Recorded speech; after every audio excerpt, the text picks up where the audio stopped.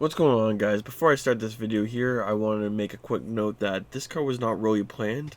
I did end up selling my Veloster and got a truck, and I did also sell my Buick, and now I got this.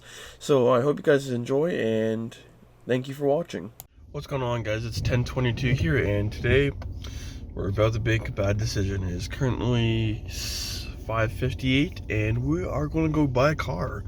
I'm here at home. I need to go to the bank, grab some money, and then go to my work, grab a trailer, and meet my coworker there. You'll be coming with me. Stay tuned. So I just stopped, got the cash from the bank, and now it's time to go grab a drink and fill up on gas, and let's go. So it's currently 6:57, and I'm here. I have the truck loaded up. Here at my work, to have the truck loaded up, have the trailer. Everything's working, lights are working. I have the ramps in the back. I have all the stuff in there.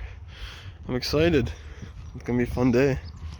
So at this point, me and my coworker ended up driving to Kitchener to pick up this car.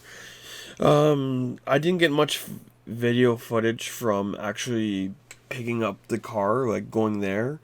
But I do have some photos of looking at the car, and I'll explain them right now. So this is the car. It is a 1996 BMW 328 IS. As you can tell by the photos, it is going to be a huge project. I will be making another video on the walk around explaining more about the car. But the car was an ex-drift car. It sat for 3 years, and then I ended up buying it. So, and then the next picture is me having it on the trailer, and then my truck in the trailer. I'll be making a video on explaining my truck as well.